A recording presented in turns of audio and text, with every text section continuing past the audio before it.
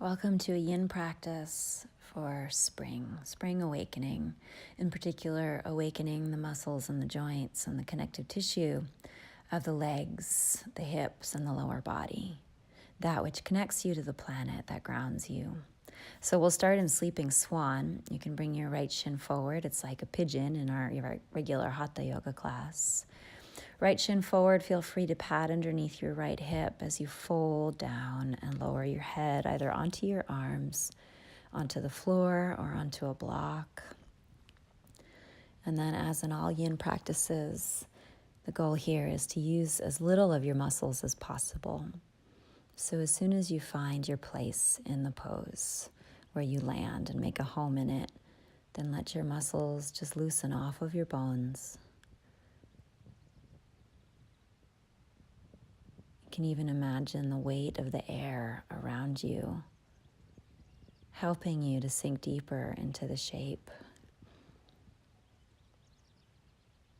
We'll try to hold our poses generally for about 3 to 4 minutes each for this practice. Of course, if at any time you need to come out, you can. Sleeping swan externally rotates the femur of the front leg and stretches all the muscles and connective tissue on the lateral side of the hip and thigh. It also stretches the hip flexors of your back leg.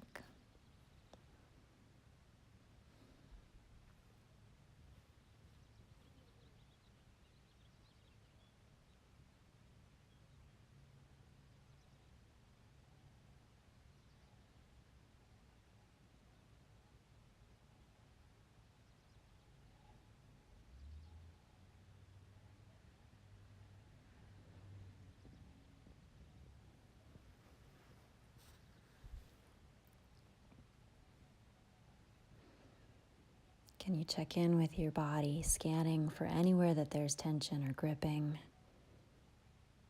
Try to soften your skin. Try to breathe right beneath the surface layer of yourself, right underneath the skin. Can you slide a little breath between the muscles and the skin?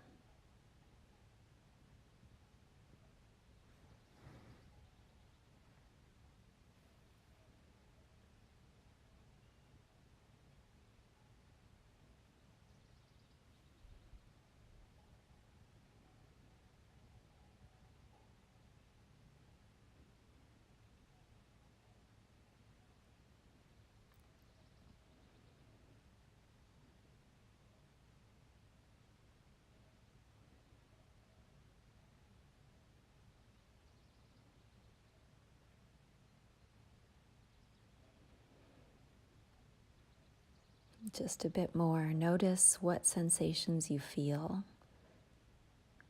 without trying to pick or choose what you like, but just notice them and lean into them a little bit.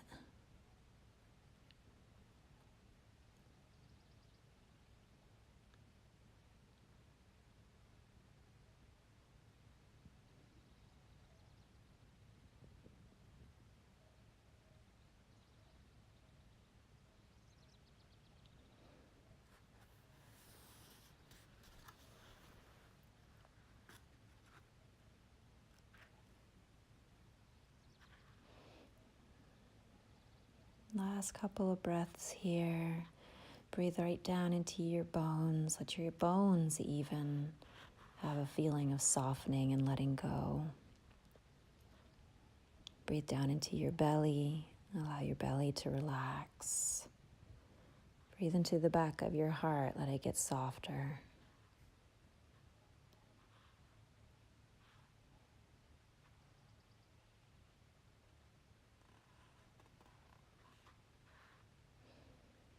And then you can slowly begin to climb your way out, lifting the torso up,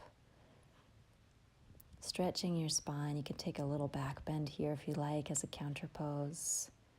And then coming out of it, in between shapes, you can rest in any way that you like. Here I'm taking constructive rest with just a little windshield wiper of the knees, so leaning back onto the forearms, feet a little wider than the hips, and then the knees can swing from side to side. And this is a nice way to recover after a long held shape. So you kind of wash the knees back and forth until you feel like you've recovered and come back to a sense of feeling pretty neutral.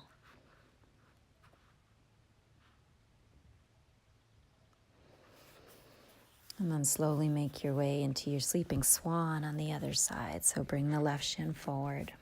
Take as long as you need to adjust yourself so that you feel comfortable enough that you can stay for a few minutes. Tip your heart up and create some length between the bones of the spine, and then fall forward over your front leg.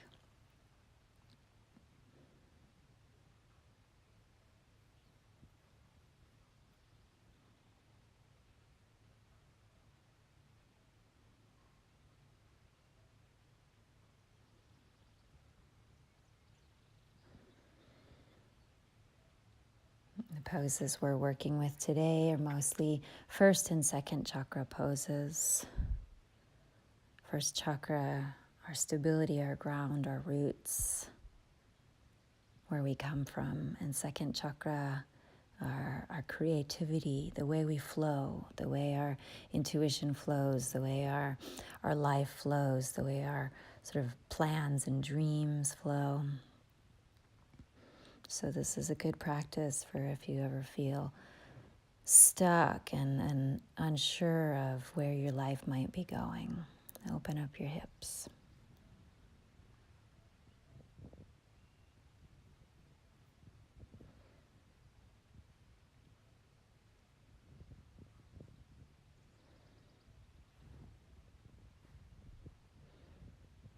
Allow the weight of gravity to really take you deeper into the shape, scanning your body for any tension or gripping.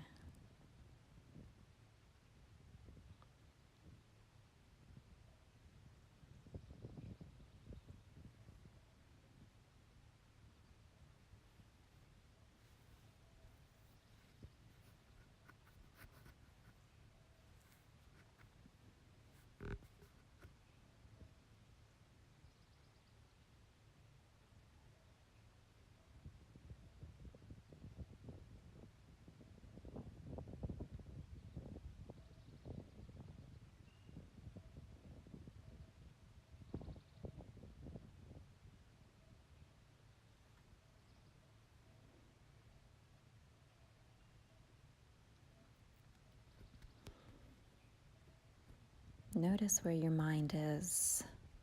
And if you got lost in some thought, that's okay. But maybe instead of being the main show, thinking could be just a little background noise. Just a low hum way off in the distance that you don't have to give your full attention to.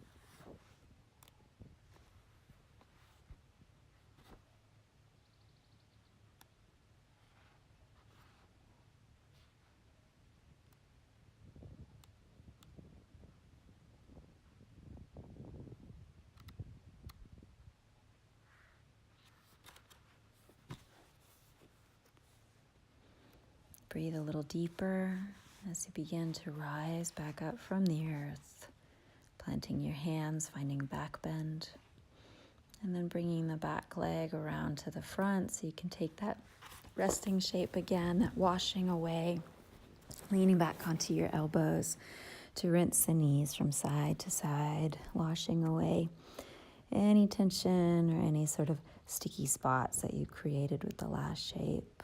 And just come back to the center of things.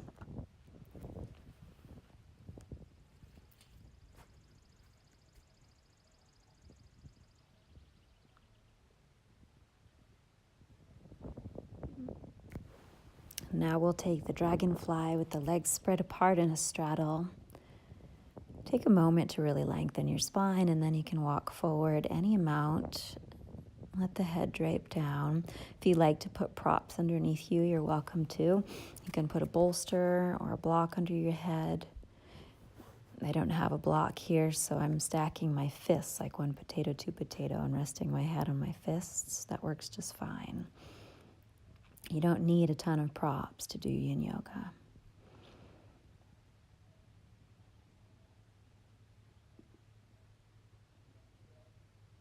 And then once you feel like you really landed in the shape, then you can really let go. Land and let your muscles loosen.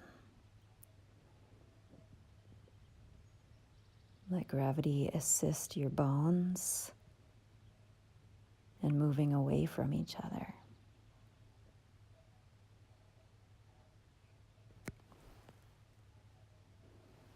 Imagine your breath like the spring breeze slipping in between all of your bones, slipping around all of your organs, slipping in between your muscles and your skin, even into the places you might not normally think you can breathe. You can breathe in between your toes. You can breathe into the backs of your knees, the insides of your elbows, and even behind your ears.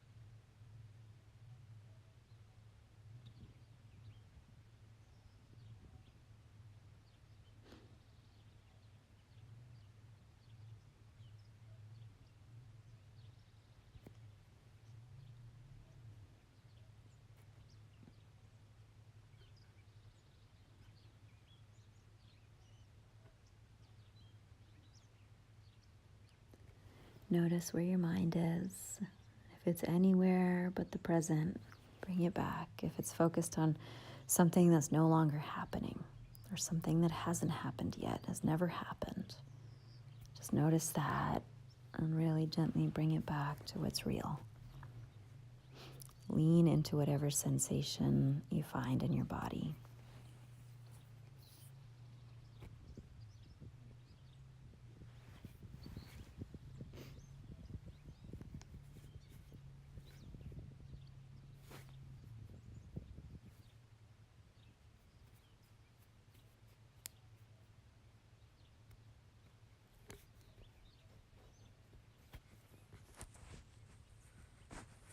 And then lifting your gaze, walk your hands in, climb up. You can bring the legs back together in front of you, knees bent.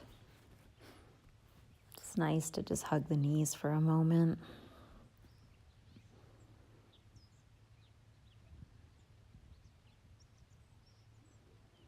You can also take any other resting shape or any other rinsing away movement. And then we'll come into the half saddle.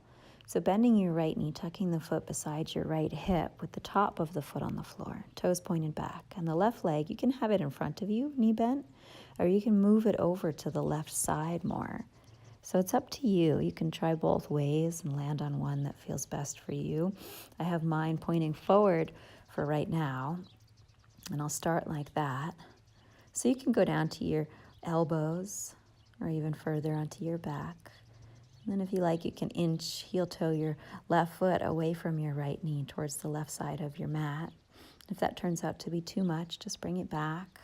If you need to come back up and put a pillow or bolster underneath you to lie back over, you can do that. Doing one leg at a time in the saddle here tends to be a little more intense than doing the two-legged version. Allow your right thigh bone to get nice and heavy and soft and release down towards the earth. Let the surface of your body get really still and quiet. You can put your hands anywhere you like, whatever's comfortable.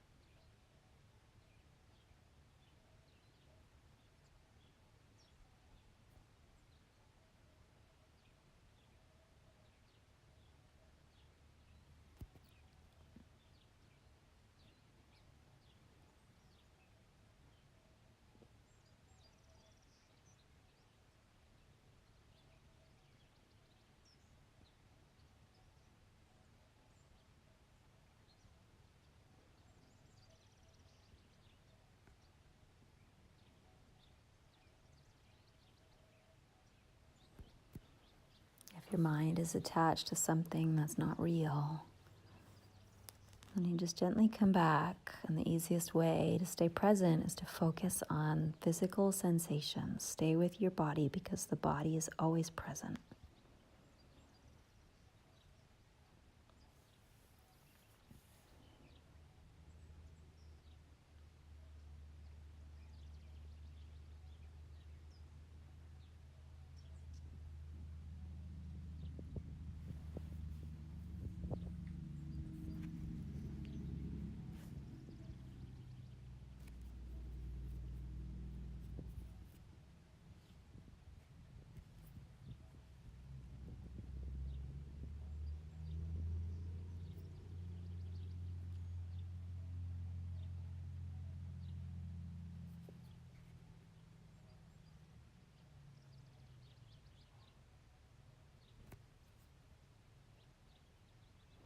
Now you can heel toe your left foot in if it was out to the side, and spend the last few breaths with the toes facing straight ahead.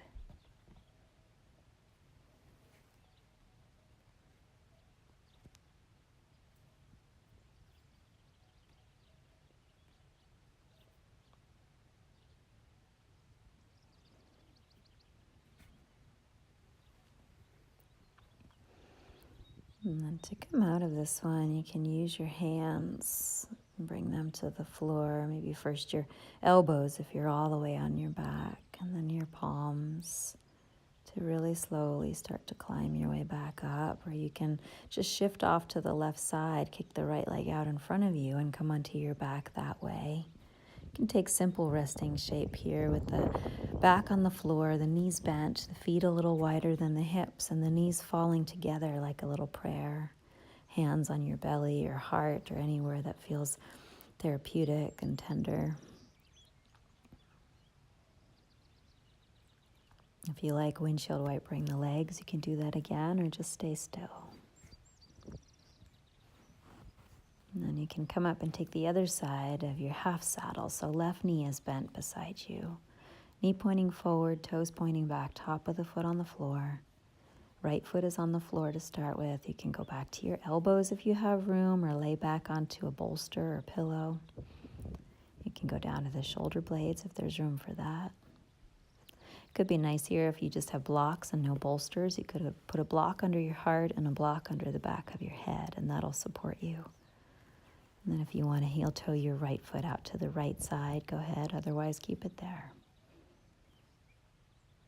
Notice if your front ribs have arched up towards the ceiling, and if they did, just let them melt back down towards the back body.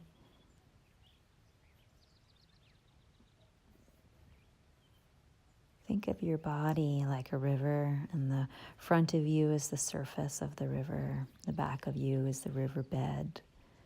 And with every breath, you breathe in and then breathe out and allow the breath to sink down into your riverbed. So that with every breath, you empty down a little more towards the ground, a little more under the surface of things.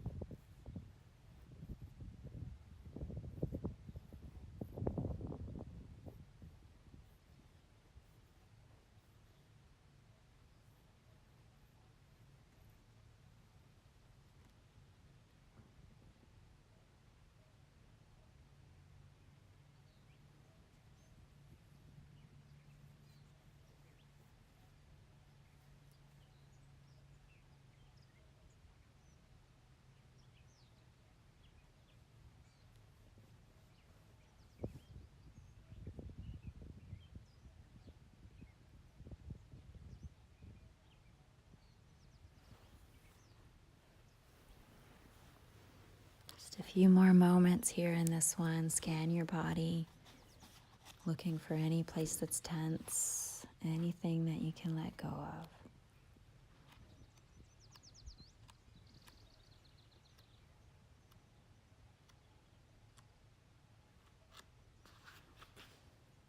You can heel toe that right foot back in if you had it out to the side.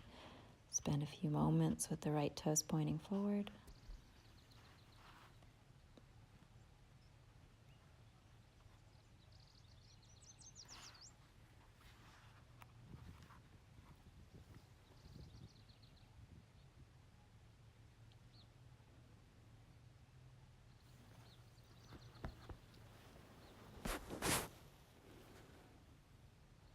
And then up to you coming out by sitting back up or just by leaning off to the right side, unfolding your left leg. You can shake it around a bit up in the air and then coming to a resting shape that helps you rinse the last pose away.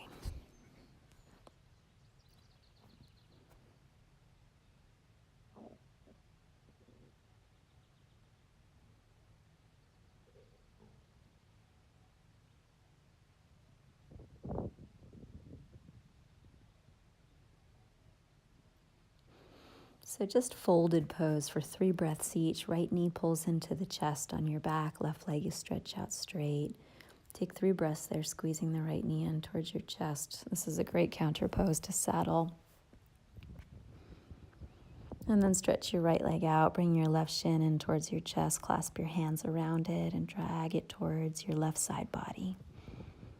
3 deep, long breaths here on the left side. And then let the left leg go and bring both legs in. You can hold your arms around the front of your shins or hold your knees, whatever you can reach, and bring the legs towards you. And you can also take the extra step of bringing your head up, your forehead towards your knees and curling in really small like a little ball.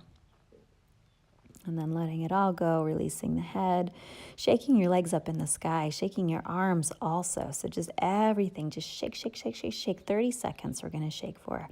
Shake your legs even more, like you could shake the muscles right off the bones. Shake your fingers, shake your elbows, shake everything, like you could just vibrate all the muscles in your arms and your legs, and you could feel that vibration move into your pelvis and belly and chest and even up into your head, where your brain can vibrate a little bit in your skull, and then stop. Put your feet down with bent knees. Let your knees hold each other up and just feel what you feel. Coming up for caterpillar, so it's a long leg forward bend. Stretch your legs out in front of you and take a melt down over your legs. You can put your hands on either side of the legs, or like I'm doing, you can thread your forearms underneath the backs of your knees towards the bottom of your thigh, so just a little above the center of the knee, and then fold over your legs with a nice soft spine and a heavy head. Make space in your mouth, around your eyes. Let there be no tension or pulling. Relax your scalp as if it could slide right off your skull.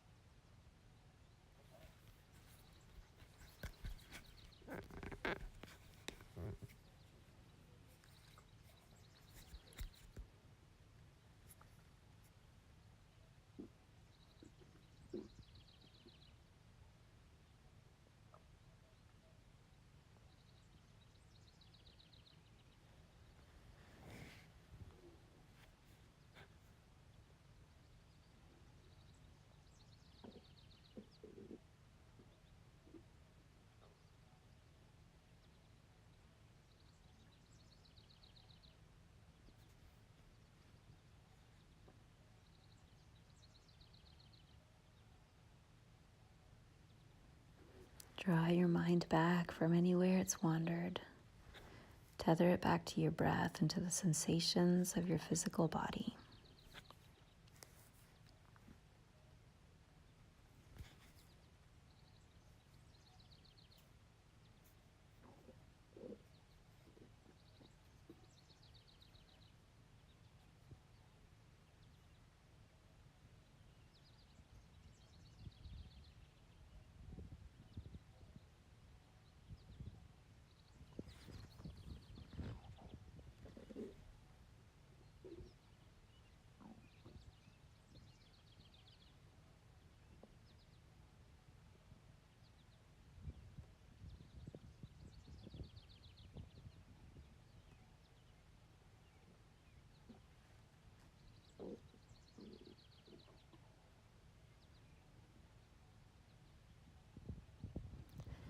If there's a way that you can let go a little more, do that.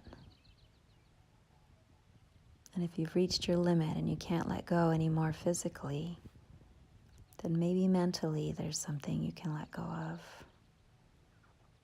Something you've been carrying in a tight fist for too long. Something that feels heavy.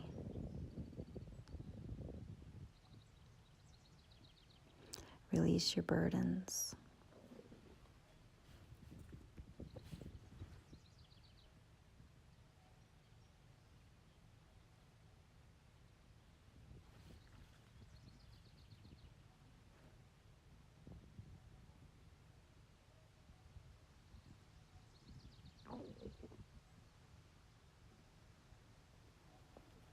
You can breathe deeper as you start to gently awaken the body, rolling back up.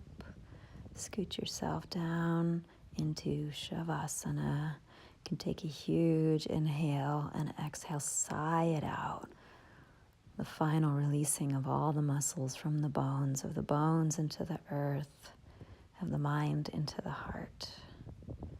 Rest yourself very well. Namaste.